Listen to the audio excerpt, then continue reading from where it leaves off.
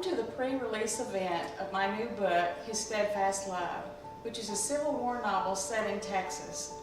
We are so excited about this book put out by Thomas Nelson Publishing, which will release November 1st.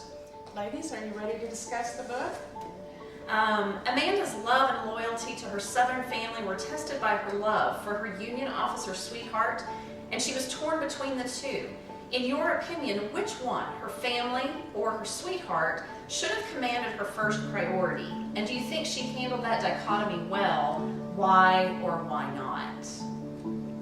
You know, I thought this was an interesting question because it's phrased about, Southern and Southern values and being back in the Civil War area.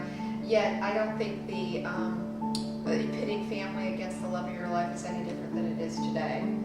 You have people who are older marrying younger people, people who are richer marrying poorer people, and there's still this push-pull between the families of, I don't want you to marry that person, they're wrong for you.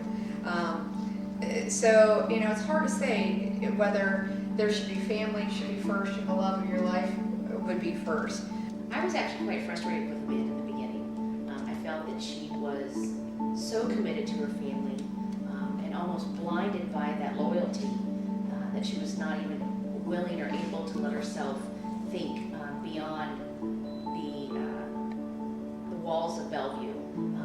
And she was also holding on so tightly to her mother's request and the promise that she made to her mother that I felt that she was going to miss out on that opportunity to make the connection with Kent Littlefield.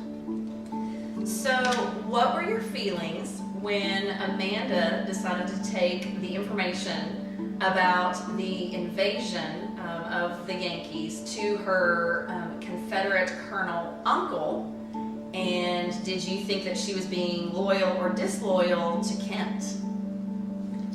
When you own land in Texas, the passion that you feel for that land, and if you know that somebody's going to come to invade that land, what are you going to do? This is your homeland.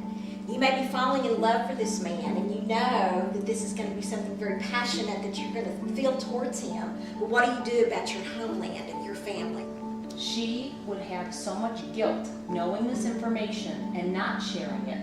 Yes. Now, she was starting to fall in love with Kent, but really she didn't know what his motives were. This was a time of war. How do you know he wasn't just using her home and getting close to her so that he could get more information? I agree with you that she had a lot to lose. Had she not shared that information, what would the future hold for her family? Would they be taken prisoner? I mean, she didn't know this was such a new time for them. And I felt very, very sorry for her, but I was angry that she told us. I was